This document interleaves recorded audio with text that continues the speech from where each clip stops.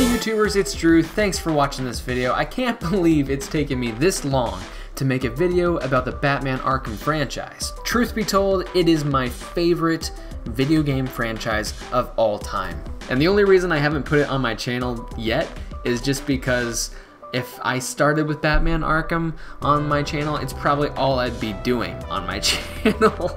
I thought it was good to make a channel with more variety of games before I hit Batman Arkham, but I promise you, this year, I'm gonna be playing Batman Arkham a lot. But anyway, this is a video about the rumored Batman Arkham game coming out supposedly later this year or early next year. Now, take all of this with a grain of salt. This was a rumor, this was actually a leak on Reddit, and that link has been removed by probably WB Games Montreal, but I will put the link to the forum in the description and you guys can read right there. For those of you guys who don't know, WB Games Montreal made Batman Arkham Origins, which was the prequel to the Rocksteady trilogy of games. So just before I give you all the details, just know that this game may not be real, but I'm going to go through all the details as if it is real, and then we can discuss at the end of the video whether or not I think it's going to happen.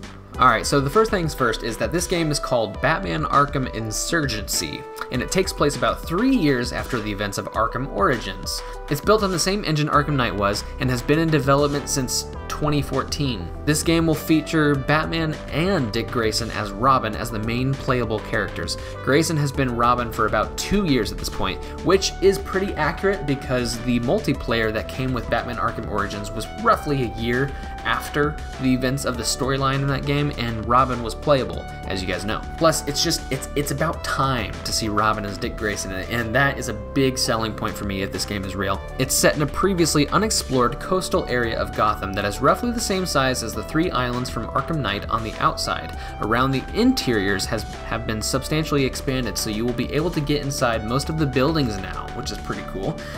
The Batcave and Wayne Manor are also accessible via fast travel. Thank you. What's the plot? Here it is.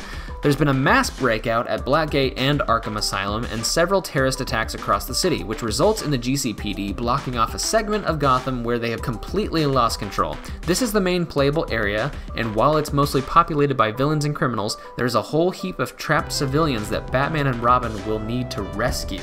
So, once again, it's kind of one of those scenarios where it's like, hey, we need to evacuate the city. Which, you know what, people give a lot of flack for that, but I really don't care. It's just a simple game design decision that they have to make every time. Like, hey guys, do we want people that you could possibly hurt? No? Good. I don't really care. So, do what you need to, guys. The Batmobile is back, but it has been changed. There's no more battle mode, but the controls have been modified to compensate, so the combat mostly consists of chase sequences using the Batmobile's superior speed and maneuverability to navigate around slower opponents while bombing them. Dual play mode is also present, but it has been changed. The dual takedown has been removed, but there's a whole bunch of new special moves and combos in its place, and there's a new entire skill tree devoted to this mechanic. Combat has been expanded to better accommodate one-on-one fights. It's still rhythm-based, where you have to time all the correct button presses exactly, but it's more complicated than the attack-counter basis of the previous games. That's interesting, and I'm all for it, honestly, because at this point, we need a challenge as Batman Arkham players, and it got to the point where it was a little too easy. Possibly the most interesting news coming up right here. Owlman and the Court of Owls are the main villains of the game. I'll believe it when I see it. The Talons are also present as elite enemies who you never fight more than 3 at a time as just one character, or 4 to 5 as both characters. So basically, they're claiming that the Court of Owls are the main villains of the game. Probably not. It's probably going to be Joker, as always. But, you know, I think it's a cool idea.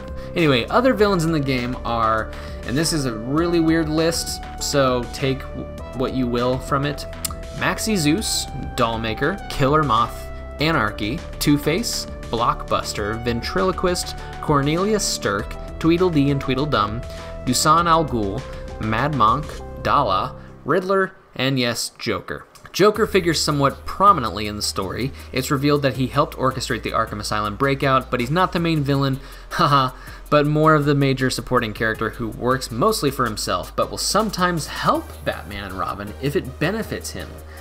That is an interesting detail and something that I'm really okay with, because that adds a new dynamic that they have not done with Batman and Joker to this point, so let's see that. Alfred and Lucius Fox are your main contacts in the game. Barbara Gordon helps you out on a few side missions and has a slight crush on Dick Grayson, which he doesn't reciprocate. Unlike Arkham Knight, there will actually be boss battles this time. Praise Jesus.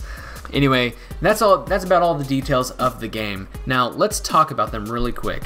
What proves that this game could be real and what destroys it? And first things first, the dual play combat I think is a big component for it being real, because it makes complete sense that you would take a mechanic done in a previous game and perfect it. And that's what they did in Arkham Knight, and I think it makes total sense that they would do it and perfect it in this game, Arkham Insurgency. Another thing that I think is a proof is the fact that the Batmobile is in the game, and it is not doing tank mode, because a lot of things that people hated was that the tank mode was like the main thing in Arkham Knight. So there's further proof. Other further proof is that boss battles are back. I think that it's pretty awesome that boss battles are back, because in my opinion, no one did them better than WB Games Montreal in Arkham Origins. And the fact that they weren't present in Arkham Knight means that the fans want to see them again, so that's further proof. So what destroys this leak that the game couldn't probably not be real? I think honestly it's information about the game's story, and the villains probably defeat the whole leak, in my opinion. I mean, it would be awesome to see a full roster of villains that we didn't know or got to meet before, so, you know, but I don't think that they would do that. But at the same time, WB Games Montreal added a lot of new villains that we hadn't seen before in Arkham Origins as the Assassins. There was a lot of new faces in there, so you never know. And as much as I've been dying for a game that had the Bat family present, I don't know. I guess every time we get a little piece of the Bat family, especially from Rocksteady, like, it's just never satisfied because there hasn't been enough of it. Anyway, guys, that's my thoughts about Batman Arkham Insurgency. Oh yeah, the other rumor I forgot to say is that according to some magazine about E3 this year, WB Games is bringing 2 games to announce. One of them is Shadow of War, the other is Batman 2017, that's what the project slate is. So the fact that it's rumored to be at E3 is awesome. Whether it's going to happen or not, we'll have to wait and see. But what do you guys think? Are you guys excited about this news? Do you believe it could possibly be real? Are you expecting to see it at E3? You know, do you think WB Games Montreal deserves another chance to bring Batman to the public? Let me know in the comment section below. And give me a thumbs up if you enjoyed the video.